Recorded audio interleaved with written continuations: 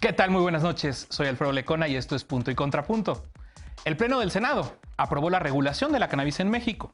Se aprobó, según apuntaron diversas organizaciones ciudadanas, un dictamen que no despenaliza la posesión ni hay desistimiento de acción penal, es decir, que sigue la criminalización de los consumidores aunque se permite el autocultivo y las asociaciones canábicas. Y el general Salvador Cienfuegos Cepeda está desde ayer en México. Al llegar a nuestro país, las autoridades mexicanas le notificaron que la Fiscalía General de la República inició una investigación en la que está vinculado.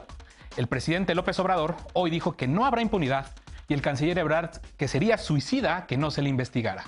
¿Defendió México un principio o el general puede dormir ya tranquilo? Y al hablar de la relación bilateral y la cooperación en materia de seguridad, el gobierno de la llamada 4T nuevamente hizo un llamado a replantear los objetivos de la iniciativa Mérida. ¿La recuerdan? El canciller Marcelo Ebrard dijo que este gobierno no ha pedido nada relacionado con este acuerdo al país vecino. ¿Debe reformularse esta polémica iniciativa y en qué sentido? Estos son los temas que debatiremos esta noche. Quédate con nosotros que ya empieza Punto y Contrapunto.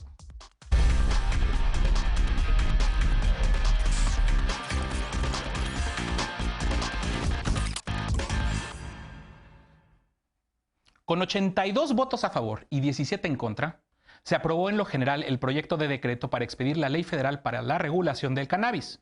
Con esto, México abre la puerta al consumo adulto de cannabis y su producción y comercialización, lo que sin duda es un cambio enorme en materia de política de drogas. Pero las organizaciones ciudadanas que impulsaron este cambio desde hace ya muchos años no quedaron conformes al señalar que esta ley criminaliza a las personas consumidoras. Veamos el contexto. El Pleno del Senado aprobó en lo general la Ley Federal para la Regulación del Cannabis y reformar la Ley General de Salud y el Código Penal Federal. Con el apoyo de Morena, PRI, Movimiento Ciudadano, Partido Verde y Partido del Trabajo y la oposición de la mayor parte de los legisladores del Partido Acción Nacional, quedó establecida la regulación del consumo adulto de la sustancia.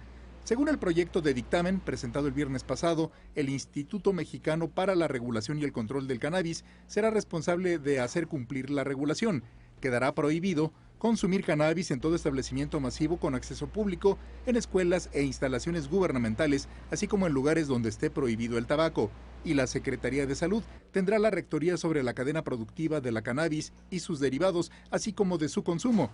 Las personas consumidoras podrán sembrar hasta 4 plantas para autoconsumo, pero deberán adecuar su vivienda para no afectar a terceros, quienes podrán denunciar a quienes no acaten esta disposición. El consumo fuera de casa solo se permitirá en establecimientos autorizados cuyo cupo máximo será de 20 personas. Además, no se podrá comercializar ningún producto que mezcle cannabis o sus derivados con sustancias como el alcohol, nicotina, tabaco, cafeína o bebidas energizantes. Respecto a la posesión, quien porte sin permiso entre 28 y 200 gramos podrá recibir una multa económica y más de 200 gramos ameritarán prisión. Organizaciones de la sociedad civil señalaron que la reforma criminaliza a la población consumidora de cannabis y no respeta el libre desarrollo de la personalidad establecido por la Suprema Corte de Justicia de la Nación en la resolución emitida en 2019. Punto y contrapunto. Y para debatir esta noche nos acompaña como cada martes y jueves Ana Villagrán, concejala de la Alcaldía Cuauhtémoc. Buenas noches, Ana, ¿cómo estás? Muy contenta de verte, Alfred. Nunca me había tocado tenerte al frente del programa. Un gusto. El gusto es todo mío, querida Ana. Martín Vivanco, académico y abogado. Buenas noches, Martín, querido, ¿cómo estás? Hola, querido. Bien, buenas noches a todas y todos. Buenas noches. Estefanía Veloz, abogada y feminista. Buenas noches, Estefanía, bienvenida.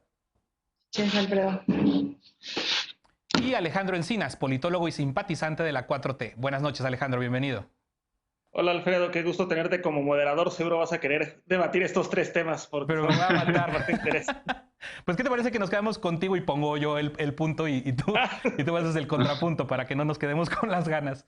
A ver, ¿cómo ves tú este avance? Pues un avance ciertamente muy importante, pero pues que no termina todavía de consolidar ese anhelo de la izquierda, eso que mucho se puso también en la campaña que llevó a la presidencia a López Obrador y creo que por el contrario pues hemos visto de parte del gobierno federal pues una campaña, esta famosa campaña del mundo de las drogas no tiene un final feliz. En general, ¿cómo estás viendo tú este tema y lo que resultó ahora en el Senado?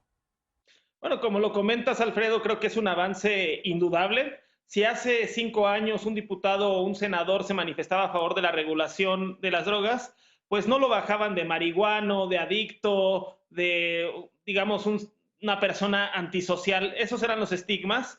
Y hoy posiciones como la del senador Damián Cepeda, este morbo adolescente, medio teto, hablando de los porros y de cómo va a oler la calle, etcétera, pues ya son voces marginales y totalmente superadas. Lo más importante de esto es que estamos dejando atrás el régimen prohibicionista. Somos el tercer país en el continente después de Uruguay y de Canadá de regular en serio el tema de la marihuana, pero las cuestiones están en los detalles, en el cómo. Y creo que ahí sí el dictamen, tal como se está en general, porque hay que decir que mientras estamos debatiendo en el Senado se están debatiendo las reservas y los votos particulares, pero en general creo que sí tiene algunas deudas importantes que hay que señalar. En primer lugar, que no saca a la marihuana del Código Penal, es decir, se sigue criminalizando a los usuarios y a los productores. Y seguimos en el tema eterno del gramaje, se aumenta considerablemente el gramaje que se puede portar, pero de cualquier forma se sigue criminalizando y seguirá siendo motivo de extorsión por parte de policías, principalmente a usuarios jóvenes. Hay que recordar que el segundo delito por el que se persigue a personas adolescentes es la posesión de porciones mínimas de drogas. Entonces, creo que el dictamen queda mucho a deber en esto. También hay algunas posiciones que dice que favorece a empresas extranjeras y perjudica al campo mexicano, que desincentiva la producción a nivel nacional y en pequeñas parcelas. Hay que ver el dictamen a fondo, pero lo que sí es cierto es que hubo un cabildeo intensivo por parte de empresas principalmente canadienses a lo largo de los últimos meses. En recapitulación, creo que es un avance muy importante que hay que celebrar, pero que hay muchas asignaturas pendientes y que el triunfo es parcial. Que hay muchas asignaturas pendientes y el triunfo es parcial. La verdad es que terminamos coincidiendo más que encontrarnos, querido Alex. ¿Tú cómo lo estás viendo, Ana? Porque pues efectivamente, tal y como nos cuenta Alejandro, la postura del PAN en el Senado es completamente en contra, a pesar de que por ahí hubieron guiños hasta del ex candidato a la presidencia, Ricardo Anaya, en los últimos días. ¿Cómo estás viendo tú? ¿Hay puntos pendientes? ¿No te gusta nada? ¿Te gusta un poco cómo quedó el dictamen en el Senado? Aquí tengo una postura muy personal y una postura del partido. Ahorita que estaba yo revisando en redes sociales, vi que el senador Gustavo Madero, al contrario, posicionó a favor en términos de que, y fue algo de lo que también señaló, como bien señala nuestro ex candidato Ricardo Anaya, en su videocolumna semanal, que y los invito a verlas, porque lo que está diciendo es que tenemos que, cuando las cosas se siguen haciendo de la misma manera y queremos obtener resultados distintos, pues vamos a estar equivocados. Lo que está planteando tanto Gustavo como Ricardo es que se tiene que cambiar el modelo en el que se está abordando este tema, porque llevamos décadas abordándolo de la misma manera, porque pues López Obrador y la Cuarta Transformación están haciendo exactamente lo mismo que otros gobiernos, o peor aún, no están haciendo nada por el combate contra las drogas, y que por eso tenemos que entrar en un nuevo esquema, por lo menos de debate, porque es un tema donde a mí no me gusta entrar, que me digan que estamos discriminando, que estamos estigmatizando, porque a mí no me gusta hacer sentir así a la gente, pero muchos mexicanos y mexicanas no vamos a entender o no vamos a aceptar el uso de las drogas como parte de la vida de de las personas, de las y los individuos, ¿no?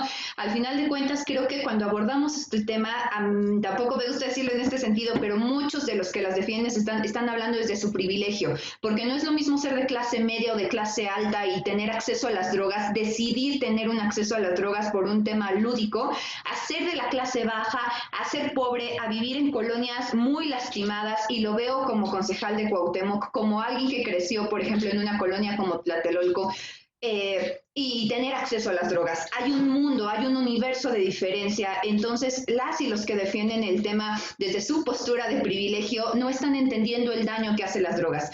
Ahora, si nos vamos al otro extremo, como la lucha de Margarita Garfias con el colectivo Familias y Retos, pues creo que también se le quedó a deber en el tema de la reglamentación, para la falta de reglamento para el uso medicinal. Entonces, realmente creo que lo que avanzaron en el Senado pues no va a servir para nada, y mucho menos para resolver el problema de violencia o un apoyo económico en tema de drogas. Querido Martín, ¿no sirvió de nada, no servirá de nada, o sí hay avances? ¿Cómo lo estás viendo tú?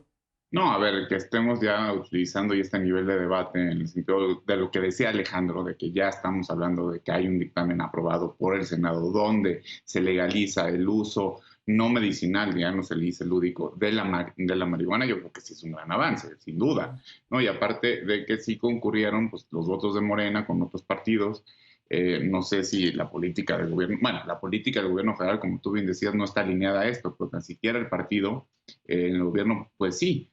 Ahora, lo que dice Ana, pues parte de muchísimas falacias, eso de que se viven dos mundos distintos, pues se viven dos mundos eso distintos. Dices tú, porque uno viene de un barrio pobre. O sea, se viven mundos distintos porque hay muchísimos Méxicos, pero a quien más criminalizan esto, a quien más afectan, es a quienes están sembrando marihuana en la sierra y los detienen, a las personas que son detenidas por narcomenudeo, que esas personas sí no tienen dinero. Con esta reforma, bueno, lo que se pretende ahorita sigue criminalizando, pero es que esas personas no entren a la cárcel simplemente por traer una posesión de algo que no te hace daño si sabes consumirlo. Sí. Ahora, ¿hay excesos? Claro que sí, pero este es el paso que tenemos que dar. Y si lo que toma es que veas muchos videos de Ricardo Anaya, pues el video de Ricardo yo creo que dice muchas cosas, o sea, bastante razonables. O sea, velo muy bien, porque dice, bueno, pues la prohibición no sirve absolutamente para nada. Por eso Ejemplo, la prohibición del alcohol en los 20s en Estados Unidos, lo único que trajo fue la consolidación de toda la mafia y demás asesinatos. Pues, algo resuena en esto, en este tiempo. Entonces, yo creo que ahorita el trabajo va a ser en la Cámara de Diputados que haya realmente un cabildeo intenso, que escuchen a la sociedad civil, porque sí tiene grandes defectos el dictamen. Es un gran paso, no lo voy a escatimar, pero hay grandes defectos, se tiene que quitar del Código Penal, no se puede criminalizar esto. Si eso lo hacemos, ya estamos hablando de otro tema, y aparte creo que las licencias, para todo lo que se está manejando, va a ser una burocracia enorme. Yo simplificaría muchísimo el trámite. Okay. Estefanía, a ver, son dos cosas, ¿no? Parece que están entrelazadas, pero una cosa es la criminalización y otra cosa es la estigmatización. Una estigmatización social que vemos, que desde mi particular punto de vista, que no sucede. Y a mí sí me parece realmente vergonzosa, y lo hemos dicho aquí en diversas ocasiones, esta campaña que tiene el gobierno federal de que el mundo de las drogas no lleva a un final feliz. No ha faltado como ese liderazgo político desde Palacio Nacional, desde el presidente de la República, para que tuviéramos lo que por lo menos se ve que tenemos, pero ya avanzado, con las deficiencias cubiertas de las que todavía hablan Alejandro y Martín, por ejemplo. Claro, a ver, para mí esa campaña tendría que ser diferente porque creo que esa campaña va más con lo que decía Ana hace un rato y con lo que cree Ana y con lo que ha dicho en el pasado, que me da mucho gusto que haya moderado su postura gracias a los videos de Ricardo Anaya, porque en un programa anterior, pues sí, de plano nos terminó diciendo marihuanos a todos. Eso no ha cambiado. Entonces yo creo, algo similar. Algo similar. Y no lo dije, además. Sí creo que es perfectible. Sin embargo, Alfredo, esto no habría pasado si no tuviéramos a este gobierno que lo puso en su agenda en el 2018 y que se aprobó también con la mayoría de Morena. Si tuviéramos un Congreso mayoritariamente conservador, panista, como ya lo dijo en su tweet, como votaron la mayoría en contra y como este discurso que están poniendo sobre la mesa constantemente, no se habría dado ni siquiera la discusión y no estaríamos hablando de esto en este momento. Y creo que Estefanía, sí podríamos adjudicarle. Perdón, pero también está el asunto de la sentencia de la Corte, ¿no? O sea, no fue tanto una cuestión de voluntad del partido mayoritario, sino de una sentencia. Sí, porque esta discusión se ha aplazado 3 veces por los votos en contra del PAN, a pesar de que la Corte lo haya dicho. O sea, también creo que hay un tema ahí que hay que darle un buen juicio a la bancada de Morena, que tuvo mucho que ver, que tiene que ver con voluntad política. Ahora, ¿qué es perfectible? Sí, evidentemente creo que es perfectible y que creo que se tendrá que hacer en la Cámara, como lo decían mis compañeros, pero sí coincido con que las cosas a medias no terminan de funcionar. Sin embargo, es un gran logro y yo lo pongo con una analogía con el tema del aborto. Si mañana se despenaliza el aborto, sin embargo no es gratuito, está bien. Desafortunadamente yo esperaría que con política pública subsanáramos eso y que lográramos transitar a que fuera legal, seguro y gratuito, pero si nos dan que sea legal y que si nos dan para sacar a las mujeres de la cárcel que están por ahí por decidir sobre su propio cuerpo, pues yo sí diría que estamos del otro lado de la discusión y yo sí diría que estamos avanzando y creo que eso es lo que está pasando ahora y creo que sí se debe reconocer mínimamente, porque sí es cierto que a la sociedad civil hay que reconocerle muchísimo, pero también creo que tenemos que estar desde un lado de aceptar que hay grandes aliados y que si no hubieran llegado esos grandes aliados y aliadas al Senado, pues no estaríamos teniendo esa discusión y hay que tener un poquito de humildad también para aceptar que tiene que ver con una mayoría que sí es de izquierda y que ha hablado de esto, no ahorita por lo que dijo la Corte. Muchos de los actores y actoras que están ahí que votaron a favor tienen hablando de esto muchos años. A ver, Martín, levantaron la mano Martín y Ana. Si quieres primero, Martín, porque vi que justo levantaste la mano cuando decía Estefanía que el PAN había sido, ¿no? Realmente quien había obstruido en las últimas Sí, o dos sea, veces. no tiene mayoría para obstruir, pero lo que sí es que hay liderazgos bastante importantes. En eso tiene razón Estefanía, que o son de Morena, que es Jesús, o Pati Mercado, por ejemplo, que Genaro le agradeció por Twitter. O sea, sí ha habido esta discusión. Ahora, el problema es, por lo que decía Alejandro, ¿qué intereses se metieron ahí que no pudimos legislar bien? O sea, porque esto a todas luces no va a servir para mucho. Okay, ¿cuáles son? ¿Qué intereses? Y en Cámara de Diputados, ¿qué se va a subsanar? Era todo eso. O sea, que hay liderazgos importantes que también están muy a favor de todo esto y saben cómo hacerlo. Y perdón que meta mi cuchara, pero el presidente de la Comisión de Justicia, que realmente fue quien complicó en la redacción de los dictámenes el tránsito, es Julio Menchaca, ¿no? Senador de Morena. Pero Ana, tenías la mano levantada también. Sí, que al final de cuentas mis compañeros caen nuevamente en un acto de incongruencia porque están aplaudiendo algo que está mal hecho. Si no resuelven el tema de la distribución y el tema de la producción, ya que les dan permiso de drogarse o de aumentar la dosis para drogarse, aunque sea en su domicilio particular, esto no va a servir de nada. Y entonces tampoco entra en el tema de las responsabilidades legales por su exceso o del el cargo al erario público por el tema de las adicciones, ni tampoco la manera en la que esto va a funcionar a nivel nacional. Entonces hay muchas cosas que se tienen que resolver y esto no lo trae, el dictamen como tal. Bueno, pues se puso muy bueno el debate, pero el tiempo se nos terminó. Vámonos a hacer una pausa y regresamos con el general Salvador Cienfuegos, quien ya está en México, y el presidente López Obrador negó hoy que su administración hubiese presionado para conseguir que las autoridades estadounidenses desistieran de esta investigación. Todo lo contrario, dijo que la Fiscalía General de la República ha iniciado una investigación. ¿Cómo ven las y los panelistas de esta noche este proceso? Con esto regresamos a Punto y Contrapunto.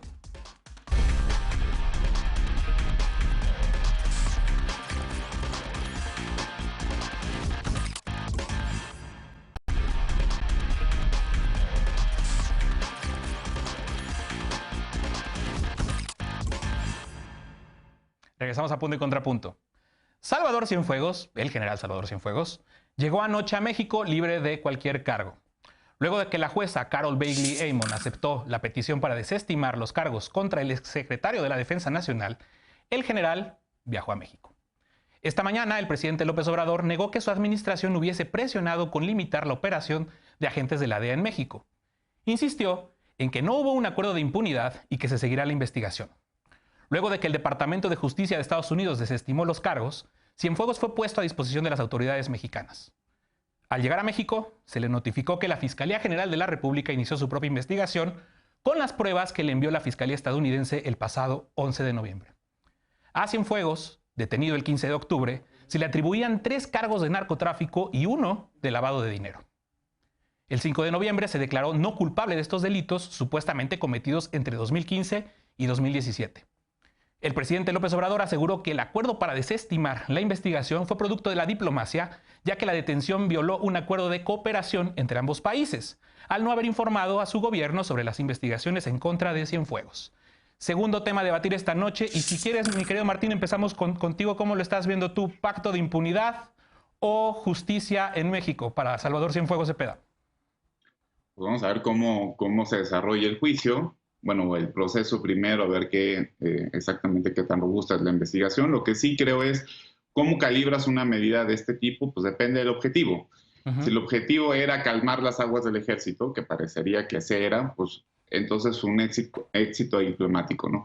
Si el objetivo era que realmente se juzgara a Cienfuegos y llevarlo hasta sus máximas consecuencias, pues se hubiera optado por dejarlo en la Corte de Nueva York, ¿no? Se optó por lo primero.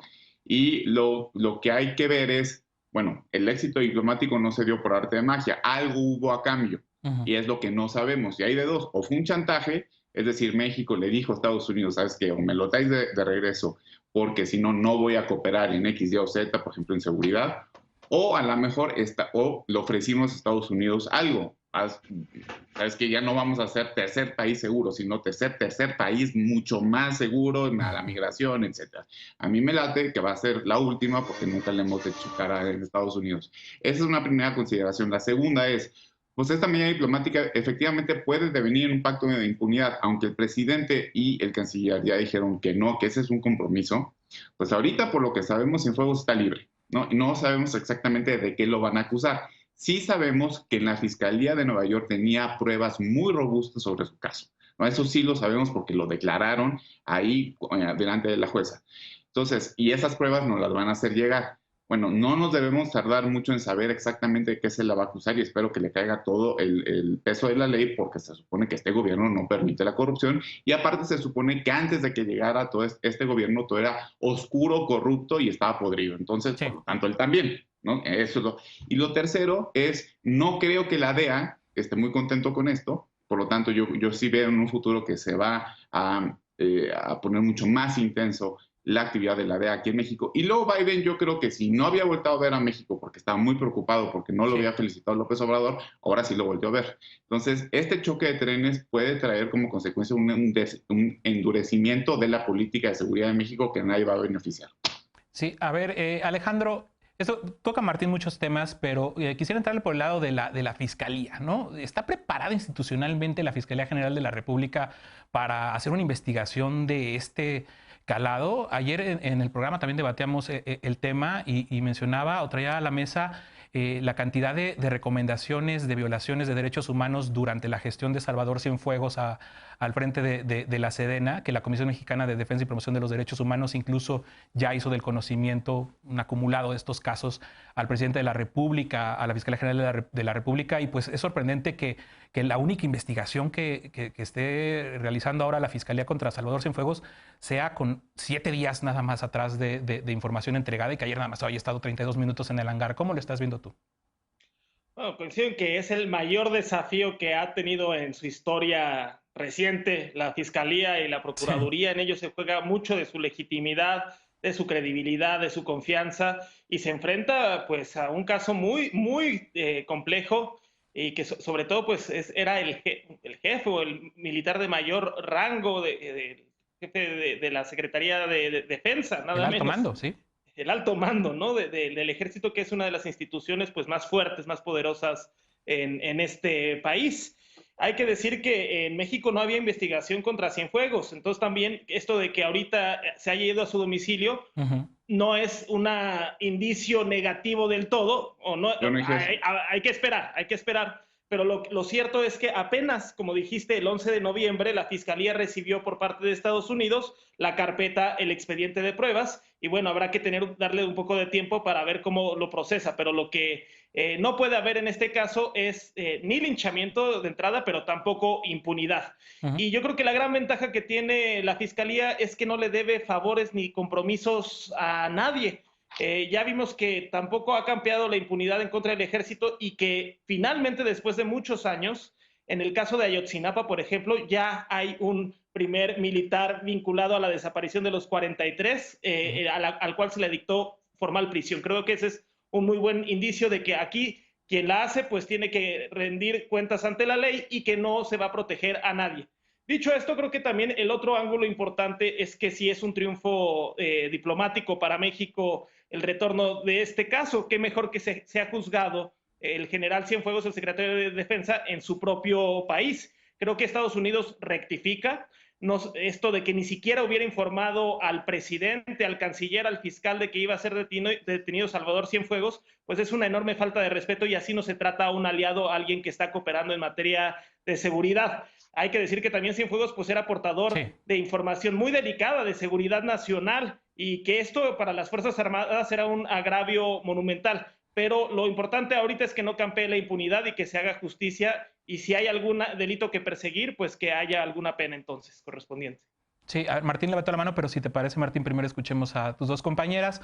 ¿Tú cómo lo estás viendo, Ana? ¿Un triunfo de la diplomacia o, déjame por otro elemento, una alerta de que el proceso de militarización en el país tiene que cambiar?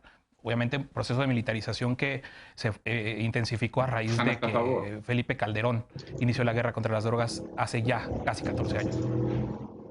Lo primero que yo veo es que este intento pues de someter a la justicia por algo que al final pues terminó desestimándose contra el general o el exgeneral Cienfuegos, se me hizo pues un ataque directo contra nuestra institución más más reconocida a nivel nacional, con la única institución en la que las y los mexicanos confiamos al 100%, que es el ejército, donde el día de hoy hay miembros del ejército que están rescatando gente en Tabasco, donde el presidente dijo, no me meto porque si me mojo me enfermo. Ahí, ahorita en este momento, están nuestros elementos del ejército. Entonces, esta acción contra Cienfuegos, pues yo lo sentí, más allá que una falta de confianza, como señaló nuestro canciller Ebrard, definitivamente a mí hasta me pareciera que el gobierno federal sí tenía conocimiento de esto y lo quería utilizar a su favor. Por supuesto, estas son especulaciones, no solo mías, lo leí también con varios comentaristas. A mí se me hace que algo tan grande no puede estar ocurriendo sin que el gobierno federal tuviera conocimiento. Y lo que a mí me preocupa es la manera en la que pues ahora queda manchado el expediente de un hombre como Cienfuegos, que pues a todas luces parece un hombre decente. Es decir, aquí no podemos meter las manos al fuego por nadie, pero lo que sí podemos decir es que todas las condecoraciones que ha recibido a lo largo de toda su carrera no fue de gratis. Él fue una de las primeras voces para decir que los del batallón 27 de Infantería, que probablemente participaron en lo de los 43 de Ayotzinapa, rindieran su declaración y contribuyeran pues a descubrir realmente la realidad de este lamentable caso. Entonces creo que la manera en la que ahorita llega a nuestro país Salvador Cienfuegos, pues yo creo que tiene que ser sí resarcida de alguna manera su imagen, y que si se tiene que investigar, se investigue. Pero lo que no está padre es que los gobiernos, tanto el estadounidense o el mexicano, intenten utilizar la figura de un hombre como el exgeneral para sus fines políticos. Esperemos que no sea así y que pues Ebrard haga pues menos coraje y no consecuente las acciones de su jefe. Ok.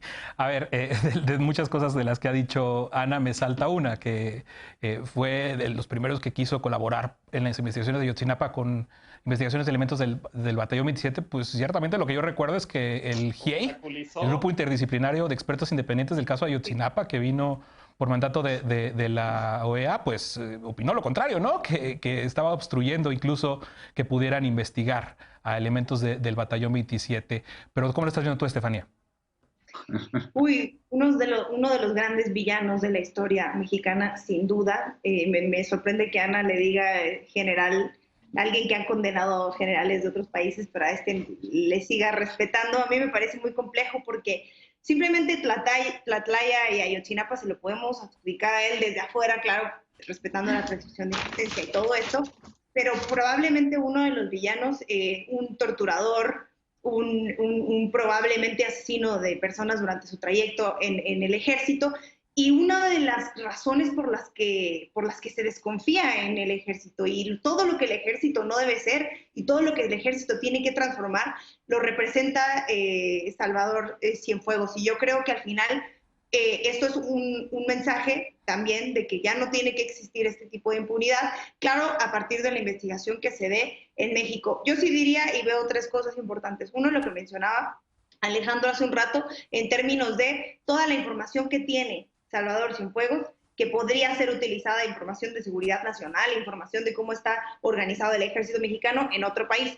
Si existiera, y la segunda es, si existiera una figura, un homólogo de Salvador Cienfuegos que haya cometido crímenes en Estados Unidos y que detuvieran en México por los crímenes que hizo en Estados Unidos, pues quiero ver que se quede en México y quiero ver que se juzgue en México y quiero ver que en México vea la justicia. Eso no pasaría absolutamente jamás. Y la tercera es, ¿qué sabía? Tú decías, Alfredo, que la DEA a lo mejor podía estar muy molesta. Pues yo no sé qué DEA, si la DEA que estaba con Biden, porque es la DEA que estaba con Obama, que también es la DEA que participó con Salvador Cienfuegos y con la estrategia de seguridad que tenía Calderón en algún momento y que tuvo también Peña Nieto. Creo que también hay cosas ahí medio complicadas. Sí creo que es un tema de soberanía, y yo me sumaría a este tema de, sí me parece una grosería que haya sido el embajador de Estados Unidos en México quien le haya hablado al canciller. Mínimo te llama Pompeo. Sí me parece una ofensa. Ahora, al final, yo cerraría con esto.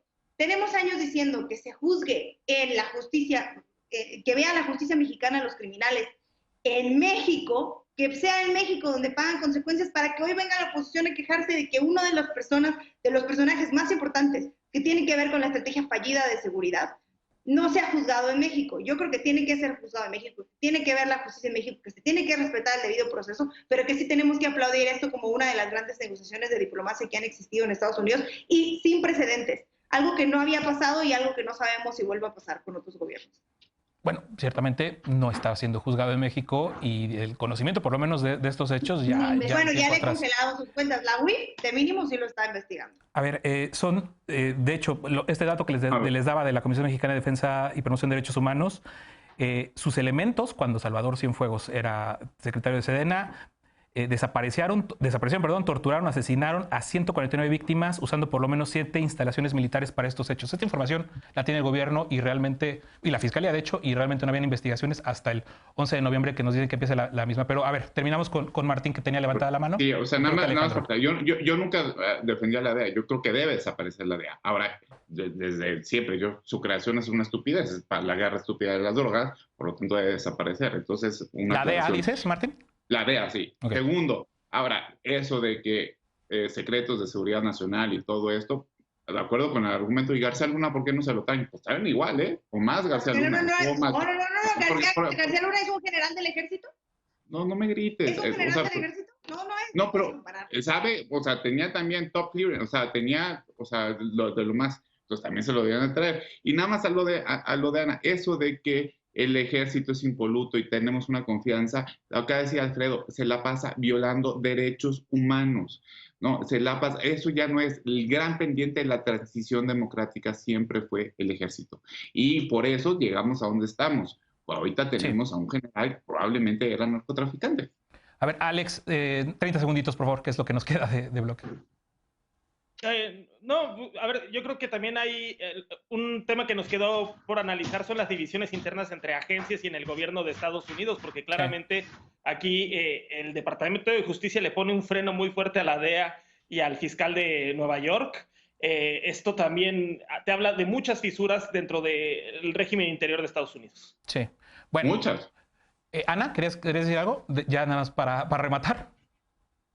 No, o sea, es que resulta consecuentemente cansado el que siempre estén señalando la fallida estrategia de seguridad de otros sexenios, que sí, definitivamente, ya llegamos al nivel de decir sí, hubo muchos errores, así como también vamos a seguir los aciertos en los que creemos, pero este gobierno, como lo señalé en mi intervención inicial, no está haciendo absolutamente nada distinto que liberar al Chapo o saludar a la mamá, liberar a Ovidio o saludar a la mamá del Chapo. Hasta ahí no sabemos nada de la estrategia de seguridad que está llevando este gobierno o la lucha contra las drogas. Bueno, pues vamos a tener que dejar ahí, sin duda, el camino en México para juzgar a Salvador Cienfuegos todavía es largo, si es que va a suceder, y por el momento vámonos a una pausa. Los recursos proporcionados por Estados Unidos a través de la iniciativa Mérida para fortalecer la estrategia de seguridad no han sido utilizados. Ayer el canciller Marcelo Ebrard dijo que no se ha pedido ni un helicóptero ni nada a Estados Unidos y que la iniciativa quedó sin efecto. ¿Deben reorientarse estos recursos o cancelarse? Volvemos con esto.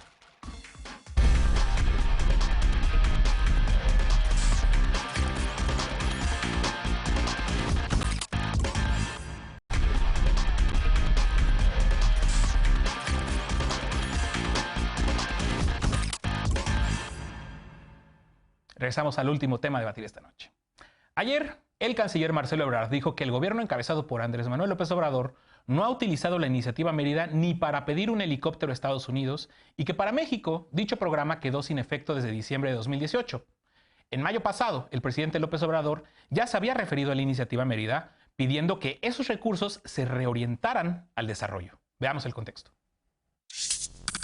Para el gobierno de la Cuarta Transformación, el instrumento de colaboración en temas de seguridad suscrito entre México y Estados Unidos, conocido como Iniciativa Mérida, debe rehacerse. La Iniciativa Mérida es un programa de cooperación en materia de seguridad entre Estados Unidos y México. Se firmó por primera vez en 2008 con el propósito de apoyar la estrategia de seguridad de México. Desde 2011 su objetivo ha sido apoyar el fortalecimiento de los procesos judiciales y el Estado de Derecho, mejorar la seguridad fronteriza y prevenir el crimen y la violencia. A través de la iniciativa, Estados Unidos ha dotado a las fuerzas federales mexicanas de tecnología, aeronaves y herramientas para detectar drogas, municiones y armas. El acuerdo establece que la iniciativa no dirige operaciones militares o policíacas conjuntas ni ha proporcionado armas o municiones. Este miércoles, el secretario de Relaciones Exteriores, Marcelo Ebrard, señaló que para la administración federal la iniciativa no tiene efecto y que por instrucciones del mandatario mexicano no se ha solicitado ningún helicóptero ni instrumentos de ningún tipo al gobierno gobierno de Estados Unidos. La iniciativa tiene más de 2.300 millones de dólares de fondos asignados, de los que se han entregado a México 1.600 millones en equipo y entrenamiento. En mayo de 2019, el presidente Andrés Manuel López Obrador aseguró que la cooperación que el país necesita es para el desarrollo, no para fines militares, y que esperaba reorientar los recursos de la iniciativa Mérida para fortalecer el desarrollo. Punto y contrapunto. Último tema para debatir esta noche. Empezamos contigo, si te parece, Estefanía. Por un lado, reorientar los recursos de la iniciativa Mérida al desarrollo, y por otro lado, aquí, pues todo lo que se le está dando al ejército. ¿Cómo lo estás viendo tú? No se compara en términos de dinero ni cerca, y yo creo que me imagino que tú reconocerías esto, siendo experto en seguridad, como un gran logro de que no se continúe, de que no se continúe la estrategia. Si eso no te gusta, Alfredo, créeme que creo que estamos en problemas con tu visión de seguridad. No, yo no digo sí que creo no, que es un no gran avance. Yo creo que intervencionismo no, bueno, pero sí se está fortaleciendo al ejército. Estamos en un punto en el que no nos gusta nada. Pero a mí sí me gusta esto y me parece muy importante, sobre todo porque siempre me ha parecido que la iniciativa Mérida, uno, es un dispendio de dinero. Creo que México no le está dedicando al ejército en su estrategia de seguridad más de 2.900 millones de dólares. Dime si estoy mal, pero me parece que comparar montos es totalmente incorrecto. Y pensando desde dónde viene la iniciativa Mérida, Mérida fue un acuerdo que se firmó entre Bush y Felipe Calderón en ese momento, en el que Felipe Calderón le entrega la soberanía, deja que pasen armas, deja que Estados Unidos haga lo que quiera con México mientras se la pasa protegiendo a su grupo favorito de secuestradores y de narcotraficantes y de todas estas cosas. Ahora, esta estrategia se siguió con Peña Nieto y también con Obama. La diferencia es que hoy lo que se está poniendo sobre la mesa es, si la iniciativa Mérida es la manera en la que Estados Unidos coopera con México para ayudarnos en términos de seguridad, falsa, porque vemos lo que pasó con Rápido y Furioso, pues mejor que se reoriente a un apoyo que sí tenga que ver con el desarrollo. Y lo que dice el presidente es, no, está bien, quieren cooperar, cooperen con el desarrollo, no solo de México, sino también de Centroamérica y de Latinoamérica en general, para que no tengamos estos problemas. Yo sí creo que es una visión distinta de cómo se va a llevar la estrategia de seguridad, incluso desde que México le está pidiendo a Estados Unidos que deje o que cierre estos centros donde se compran armas en la frontera. Creo que la visión de seguridad es distinta, por más que quieran o se esfuercen en compararla, porque creo que no se compara, y esto nos deja claro que el camino que van a seguir o que se quiere seguir en términos de seguridad y de cooperación entre Estados Unidos, pues será totalmente distinto. Yo sí creo que Biden tampoco querrá seguir con esta idea de gastar de dinero innecesario, que no sirve para nada, que al final no tiene resultados más que muertos y más que la guerra que dejó Felipe Calderón sin sentido, y que al final lo que sí creo que nos deja de mensaje es que tendrá que haber otros acuerdos de cooperación internacional que no tengan por medio dinero que se pase por armas en la frontera, ¿no? Muy bien, a ver, nada más para precisar, yo sí coincido con muchas cosas de las que has dicho. Preferible meterle al desarrollo que al ejército, ¿no? Yo lo que digo es que hay ciertas incongruencias desde mi punto de vista, como pues ahí hay el fideicomiso, ¿no? Que eso no se eliminó de Sedena para armas de 30,000 millones de pesos. Creo que todo en su conjunto lo que se le está dando puede sumar mucho más y desde mi perspectiva... No tiene que ver con la soberanía internacional, no están los agentes de la DEA como el acuerdo que firmó en la iniciativa Mérida. Creo que compararlo es un despropósito. De acuerdo, era un ángulo distinto del planteamiento. Pero a ver, vámonos con Martín Vivanco. No, a ver, no, pues te cedo mi lugar para que ya estaba poniendo bueno. No, adelante. Sí debe hacerse, porque, bueno, el propósito principal fue Calderón, fue famosa esa frase que le dijo a Bush todavía, creo, sí, había sido Bush, que le dijo, es que yo necesito un equipo tipo Jack Bauer, así le dijo, y entonces de ahí surge la iniciativa Mérida. Y era mucho dinero y principalmente era para comprar armas, helicópteros, equipos SWAT, etcétera. Luego se le agregó la parte de la reforma penal, que fue lo que nunca funcionó, y después se fueron menoscabando muchísimo los recursos, no llegaban, etcétera. Y sí había una cuestión de que nos iban a más o menos revisar, no era un informe, se daba un informe del Congreso de Estados Unidos de cómo nos estábamos portando, que eso... O sea, yo no creo en las naciones soberanas, la soberanía se me hace un concepto ya superado, pero sí, eso creo que es una hipocresía de Estados Unidos y así no se trata a ningún país. Ahora, ¿qué debe hacerse? Yo creo que el dinero sí está ahí, pues, si el canciller logra hacer esto para algo que realmente sirva, por ejemplo, la reforma penal para respetar derechos humanos, pues estaría muy bien, ¿no? Porque es un dinero que no se está utilizando. Ahora, no sé ahorita cómo va a reaccionar el nuevo Congreso, no sé si el Senado lo vayan a tener los demócratas, van a ser más duros en este tipo de temas. O sea, si nos vamos a meter a cuestiones de derechos humanos y nosotros queremos rehacerlo, bueno, en esa parte está esa cesión de soberanía. ¿Qué tanto vamos a querer ceder? No, yo digo que la soberanía está superada, pero sí hay algún tipo de control. Porque que no se nos olvide, en el TEMEC hay 2 cláusulas donde seguimos absolutamente todo, ambiental y laboral. En seguridad puede ser que sea el inicio de una negociación que nos va a ayudar, pero que vamos a tener a Estados Unidos ahí encima, lo vamos a tener.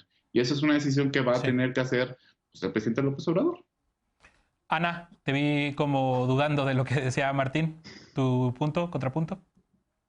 No, pues no solo de Martín, también lo de Estefanía, y también la visión del gobierno de la Cuarta Transformación en este tema, porque, a ver, en el año más violento de la historia de las últimas décadas del país, 2019 cerró siendo el año más violento desde hace 20 años, 40 años, no sé cuántos años. 2020 va a superar las cifras de muertos del 2019 y se atreven a decir que estamos bien o que está bien que no se, pues que no se combata de manera frontal a los narcotraficantes, es porque la Cuarta Transformación con este gobierno de izquierda está dejando que el narco controle el país. Nos enteramos de muertos todos los días y si bien criticaron mucho las estrategias pasadas, ¿qué están haciendo de nuevo? No están haciendo nada. Entonces, cuando están diciendo que van a desestimar un plan, el Plan Mérida, que nos ofrece tal caudal de dinero con los 200,000, 300 millones de dólares de fondos asignados para fortalecer a nuestras Fuerzas Armadas, y ustedes dicen que prefieren que los narcotraficantes tengan mejores armas que nosotros, pues entonces yo creo que estamos muy perdidos, porque critican algo,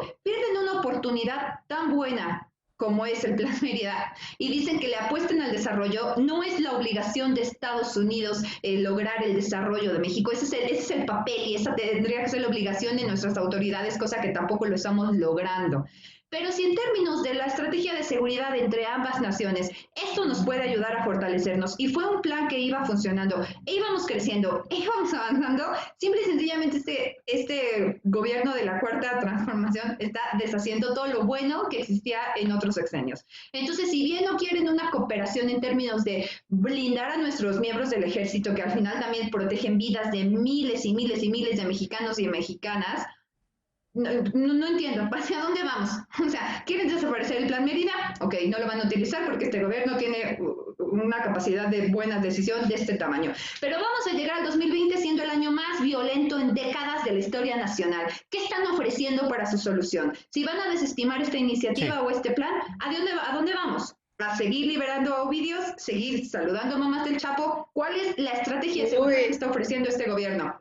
Díganos. A ver, creo que ya son muchos comentarios tontos. Ya son muchos temas sobre la iniciativa Mérida sobre la mesa. Ciertamente, y ahorita que escuchaba también a Martín, también hay un elemento, una vetita en la que la iniciativa Mérida sirvió para otorgar recursos para el reforzamiento o para la consolidación del sistema penal acusatorio. ¿Cómo lo estás viendo tú, Alex?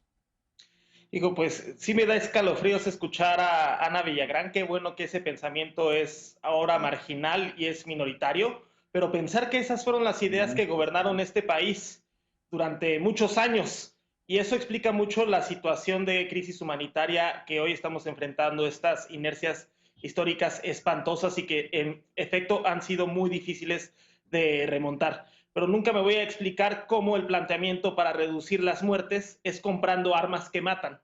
Esto era un negocio redondo en donde se financiaba la industria armamentista de Estados Unidos con el pretexto de la guerra en contra de las drogas. Las armas llegaban a México y los muertos se quedaban aquí. Y hay que recordar que parte del contexto de la iniciativa Mérida es esto que comentaba Estefanía, el plan rápido y furioso, en donde querían identificar con armas, ¿no?, que eran trazables, que eran identificables supuestamente, cómo operaba el crimen organizado. Esas armas desaparecieron, se perdió su rastro y volvieron a aparecer en escenas de crimen, en escenas de homicidio. Esa es la iniciativa Mérida que queremos dejar atrás. Y efectivamente lo que se plantea ahora es que si existen esos fondos, que replanteemos esta cooperación desde el desarrollo. Hay un plan de la Comisión Económica para América Latina, la CEPAL, de un plan de desarrollo integral para la región, para el sureste y los países de Centroamérica, que tienen que ver ya no con mayores armas en las fronteras o mayores restricciones, sino atacar las causas estructurales que originan la migración, que son la falta de oportunidades, la falta de empleo. Si este dinero, en vez de compra de armas, se destinara a generar fuentes de empleo, a generar oportunidades de desarrollo económico, ahí donde la gente vive, de modo que migrar sea una alternativa, una decisión y no una necesidad, creo que estaríamos dando un paso gigante en términos de cooperación internacional y dando un ejemplo desde la región al resto del mundo. Así es. A ver, tenemos 2 minutotes. Por favor, vamos a procurar distribuirlos bien, sin interrumpirnos, para escuchar primero a Ana. Supongo que tendrás algo que replicar, querida Ana. Pues sí, nada más recordarle al auditorio y también a mis compañeros que de entrada el presidente fue el que fungió o el que inició la estrategia de abrazos y no balazos, y creo que familias como la familia Levarón tienen otros datos o han por lo menos constatado en carne propia que esta estrategia de abrazos y no balazos no funciona. Vamos a cerrar el 2020 con 40.863 muertos. Es una cifra récord. Y entonces, si tanto están criticando lo que no funcionó en el pasado, ¿qué están ofreciendo en este momento? Si dicen que comprar armas para fortalecer nuestra estrategia de seguridad tampoco funciona y que el Plan Mérida nos podemos olvidar de él como se han olvidado de muchas cosas buenas de otros sexenios, ¿hacia dónde estamos pasando? Porque que lleguemos hoy a noviembre de 2020 con 40.863 muertos no tienen cómo. El presidente se ha burlado en las mañaneras diciendo a los delincuentes abrazos, no balazos. Y hace unos meses casi matan a nuestro secretario de Seguridad aquí en la Ciudad de México. Simple y sencillamente por el dolor que familias como la Levarón han pasado, la estrategia de seguridad tendría que estar ya dando giro de 360 grados. Y sigo sosteniendo que el Plan Mérida nos podría ayudar, pero ya dijeron que no lo van a tomar. Un giro de 360 grados, sí. Regresas al mismo punto, ¿eh? Sí, a ver, 360 grados. Estefanía, por favor. Pero del otro lado. A ver, quien arruinó su estrategia de seguridad fueron los mismos panistas, aliándose con los narcotraficantes. Si tanto querían esa estrategia, pues no se hubieran aliado con el narco y no tendríamos a García Luna investigado y no tendríamos a Calderón probablemente también investigado. Si les gustaba esa estrategia, pues mínimo la hubieran hecho bien. Si querían tener una estrategia de armas, pues no las hubieran vendido a su grupo delictivo favorito. Si querían seguir con esta estrategia, y no le estoy diciendo los Ana, por favor, escuchemos a Estefanía. Si querían seguir con esa estrategia, simplemente no se hubieran coludido con el narcotráfico. El problema fue que quienes desestimaron esa estrategia fueron ellos mismos, no la pudieron hacer bien, porque fue un negocio desde el principio. Lo único que yo sí voy a decir es, yo no entiendo hacia dónde va el discurso de la oposición. Aquí en esta mesa se ha dicho que el presidente sigue la misma línea y que lo está haciendo igual, pero luego que abrazos y no balazos, pero que luego hoy es un gobierno de izquierda, pero aquí se ha dicho que no, que siempre no es de izquierda. Entonces no entiendo. Un día sí es de izquierda y otro día no, como les conviene. A mí no me queda claro hacia dónde está el discurso de la oposición, pero probablemente a nadie. Lo que sí creo es que no se puede venir a defender un día a García Luna y el otro día a la iniciativa Mérida. O sea, no tiene ningún sentido. Bueno, pues le queda... Nada más una Martín, cosa. de volada, por favor. Estamos apoyando la moción de Estefanía. A nadie nos queda claro, ¿eh? A nadie nos queda claro que quiere este gobierno. Ya, hasta ahí. Nada más queda claro que vámonos un corte, o si no, nunca vamos a terminar. Vámonos un corte y regresamos ya con la paparrucha de esta noche.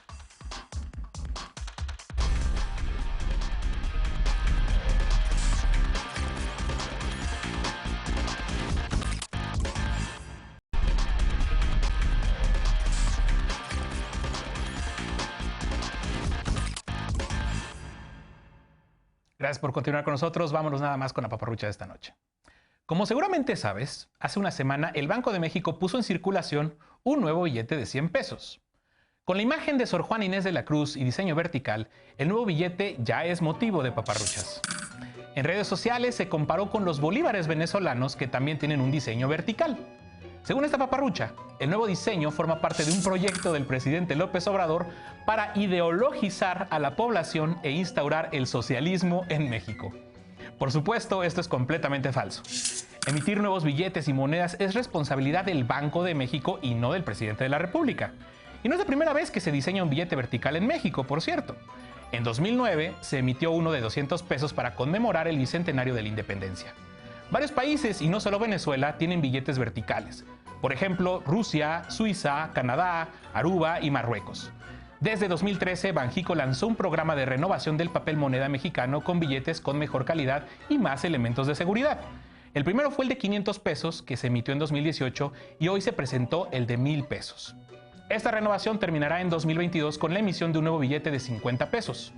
Por favor, no caigas en paparruchas, cuídate de la desinformación y de la COVID-19, recuerda que seguimos en pandemia, lávate las manos bien y con frecuencia, mantén siempre la sana distancia, usa cubrebocas bien y si vas a salir,